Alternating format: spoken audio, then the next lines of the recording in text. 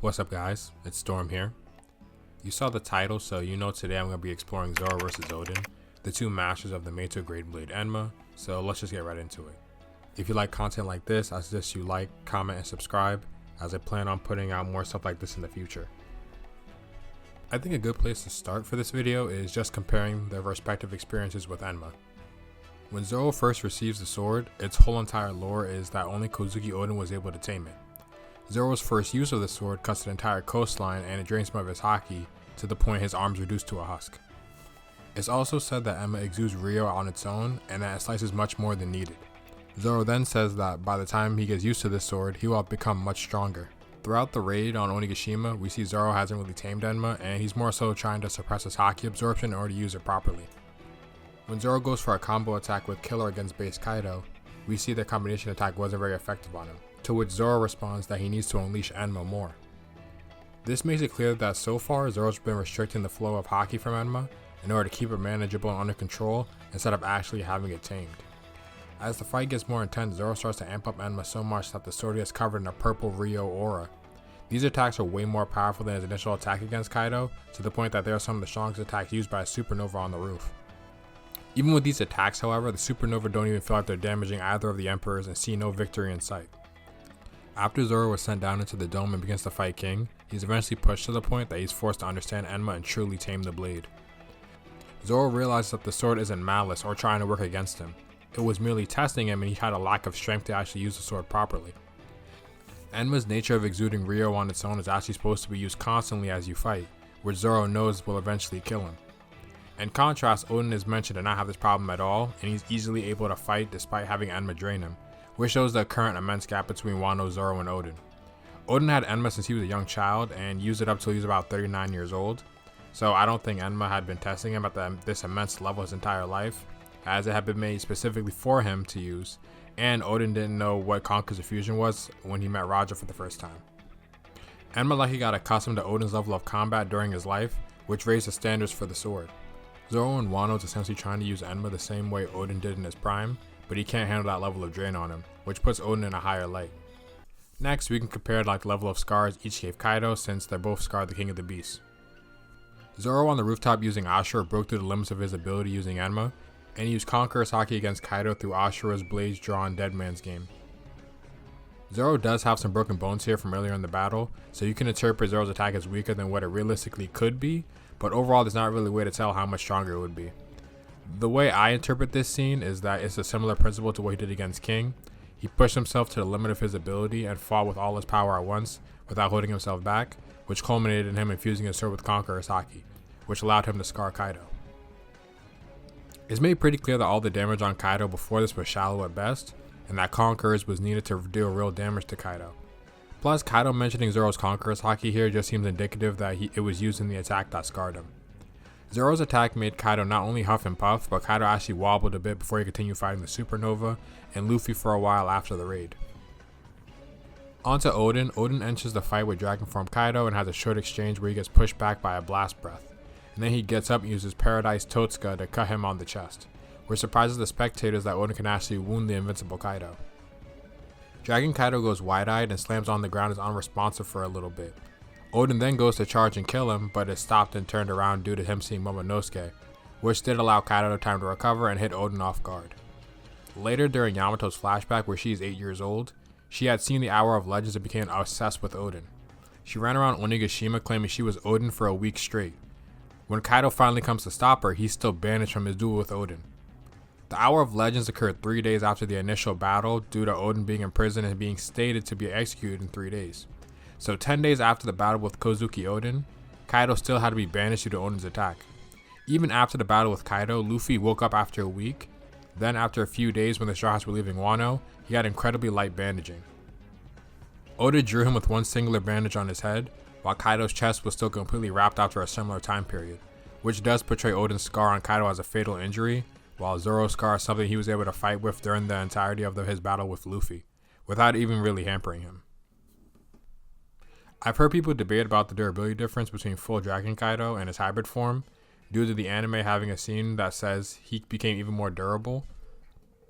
The manga actually doesn't have this statement, and against Luffy in their final battle, Kaido used both his full Zoan form and his hybrid form. So I think they're probably closer in durability than what the anime portrayed. The One Piece magazine seems to imply that the hybrid is more of a mix of his abilities as opposed to the hybrid being vastly superior in potency in terms of his offensive capabilities, with it being cited as a more optimal combat form due to this. The Reaver card just says that Kaido's hybrid form increases his already high physical attributes, but it seems to be referring to his base form stats because that would be his inherent physical ability, not his full Zoan form. Overall, the anime is kind of the odd one out when it comes to claiming the hybrid form is more durable, while the manga and the supplementary material just seem to hold them in a similar regard. Overall, even taking into account Zoro's injuries during his scar on Kaido, it kind of just pales into comparison to the one that Oden was able to give Kaido 20 years ago. I guess I'll go into a little bit of detail on this because I know some people out there still believe in this misconception, but Kaido isn't stated, nor is he implied to be stronger since he fought Kozuki Oden 20 years ago. Sengoku was commenting about the Rocks Pirates and said that Kaido and Big Mom are much stronger now than they were back then, but that doesn't mean they've been on a continuous upward slope since the Rock Pirates disbanded. Sengoku is essentially saying Kaido at 59 years old is way stronger than he was when he was 21. When Kaido fought Oden, he was around 39 years old, which is around where most people in One Piece are at in their prime, with Roger and Whitebeard being stated to be in their prime years when they are 41 and 39 respectively. Oden mocking Kaido and telling him to build his strength is just him saying no matter how much strength you gather, you will fall in 20 years due to the destiny of Wano and the world. Kaido himself also says that Oden has the ability to kill him in the current day, and that Oden is one of the few that can truly fight him. Pretty much everything just points to Oden scaling the current Kaido, and the Kaido we saw in the Oden flashback being a prime Kaido. So all the scaling Oden has to him in the flashback, like him saying if Oden allied with the Yakuza and the Samurai, they could have likely defeated him, is also connected to Kaido in the current day. Kaido's last big battle before the Wano arc was him having that final duel with Kozuki Oden as well, so it isn't like he was having a lot of battles to increase his strength in the meantime, as he already thought he was sheer might embodied and invincible around that time. So far, I think I've made it clear that Zoro and Wano isn't really hanging with Oden, which does make sense as he just got Enma and he ended up having a pretty relative fight with King for the most part. Even after he got his King of Hell power up, King was still able to keep up with him and fight back. Meanwhile, Oden is implied and stated to be a full-on rival for Kaido, who easily eclipses King. Zoro's main scaling in Egghead is him fighting Lucci and how he compares to Luffy based on that interaction. When Gear 5 Luffy and Lucci fight, it begins with a similar sequence to the one they had in Enies Lobby, with both of them swinging at each other, which results in a clash that sends both of them flying back. Luffy hits Lucci with a mole pistol and a Dawn Whip, which he endures. Luffy turns into a giant and begins chomping down on the ground in front of Lucci, then he snaps up and tries to bite down on Lucci, but he's able to dodge it. The fight ends when Luffy uses Dawn Rocket to hit Lucci in a similar manner to how Luffy's Gigant Pistol did in Enies Lobby, which causes Lucci to lose consciousness. Once Zoro and Lucci get separated from the main group and begin their fight, we see Lucci is in his awakened form once again and Zoro has green flames on his swords. Because of the dubious way Oda goes about visually representing Haki as a power system, it can be kind of hard to tell if a character is using Conqueror's Infusion. At the very least, we can confirm Zoro is using an intense amount of armament Haki, due to him producing the Rio flames on his swords. The Reaver card defines this section of the fight as evenly matched between the two of them, with chapters later Zoro is still fighting Lucci and we see both of them huffing, with Zoro saying Lucci is hanging tough and that he wants to wrap this fight up. Lucci knocks one of Zoro's swords into the air and uses hand pistol spots to attack him. Zoro is able to dodge a few of them before he gets his sword back and uses 3 sword style Huhuva spot hunt on Lucci. This attack does seem to use Conqueror's Haki, at least based on the amount of lightning present. Lucci is ready to keep fighting as he wobbles towards Zoro, but once Jinbei says Zoro is won and creates a smoke screen, Lucci falls on one knee and loses his form, making it pretty clear that he was practically done after Zoro's attack. The comparisons between the two interactions potentially could give Zoro scaling to Gear 5 Luffy, so I thought it was necessary to bring up. Lucci's only real speed feats on Luffy are more centered around nameless attacks he clashed with or dodged. Every time Luffy used a named attack on Lucci, he's pretty much able to just tag him and doesn't really seem to be struggling with hitting him. Luffy also shows he's capable of dodging Lucci's own basic attacks without much effort. In comparison, Zoro and Lucci are pretty even in their initial combat, which is backed up in the Reaver card. Zoro does dodge Luffy's hand pistol before blitzing him with Hahuva Hunt, which does put him over Lucci by the end of the fight, which implies he with his stronger attacks can actually outspeed Lucci. The main issue I have with this is that we saw Zoro and Wano, even at his full power, was still kind of relative to King in speed. They had no issue going back and forth with one another in swordplay, and King even manages to dodge a purgatory onigiri slash from Zoro while in his slower flame on mode. Zoro's final attack on King, the Dragon Damnation, goes through King's flaming dragon and cuts him down. What's interesting is that in the following chapter, we see Zoro cut through King's sword with his attack as it defeated him, which may imply that King was actually able to react and try to block Zoro's final attack, but was completely overpowered. Someone like King has very solid speed scaling to Zoro as opposed to Lucci, who Zoro seems to be comfortably above when he uses his stronger attacks. At this point we reach a kind of crossroad where Lucci either has some low end scaling to a full power Gear 5 Luffy, which Zoro would upscale from due to him being much above Lucci, or Luffy was holding back on Lucci, which allowed Lucci to dodge and clash with some of his attacks. It's easier to justify Luffy holding back since it's made clear someone like King, who shouldn't be too far below Zoro, shouldn't be outspeeding someone who can react and combat Gear 5 Luffy. In Wano, it's made pretty clear that Kaido and Big Mom are levels stronger than King, and Luffy is stronger than both of the Emperors by the end of the arc while in Gear 5.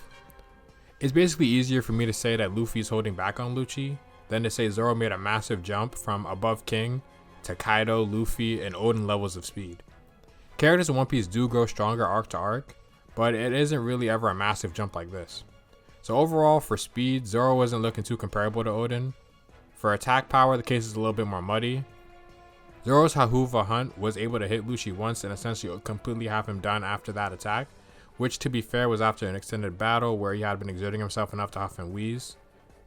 Lucci was also able to endure multiple hits from Gear 5 Luffy and quickly rebound, as opposed to him being completely overwhelmed by Zoro's singular attack.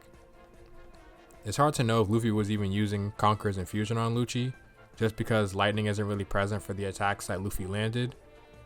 But with the scaling I brought up earlier, it's kind of just good stock for Luffy holding back his power, as well as considering Luffy clashed evenly with Lucci while in Gear 5. Zoro's attack does have a massive amount of lightning that lingered after his attack, so it kind of does also make you believe it's infused with Conqueror's Haki. So again, it doesn't really look like Zoro is caught up to Oden in this arc. Elbaf seems to be pushing this sentiment as well, with Gabon seeing Luffy and Zoro use their Conqueror's Haki, and commenting that Zoro's body seems to be comfortable with Conqueror's Haki, only for Zoro to reveal he still didn't even know he had Conqueror's Haki. Luffy is surprised considering how it leaks out of Zoro, and Gabon reprimands Zoro, saying that he needs to be conscious of his power in order to properly control it. The way I'm interpreting this is Zoro is lacking the proper efficiency with his Haki. Despite having tamed Enma, he still hasn't properly controlled that level of output. Oden didn't seem to have this problem either, considering how it said he could easily use the blade, which shows Zoro still has a bit of a ways to go. Oden seems to be a goal for Zoro to work towards, to where he can properly use Enma and his Conqueror's Haki in the same fashion as him. With Elbaf possibly being an arc that's meant for him to make real progress towards that goal in order to be a worthy right hand to a Yonko captain and the future king of the pirates. I do get the initial comparisons between these two characters on a surface level, but when you actually start to dig into the feats and betrayal between the two, I think it's being made pretty clear who's the stronger out of the two of them.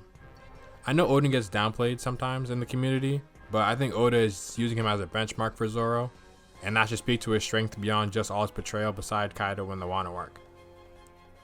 Oden's just a top tier that Zoro's working towards as opposed to a milestone he's already closed in on or has passed, but maybe after Elbaf we got some real conversations about Zoro reaching Oden in terms of power.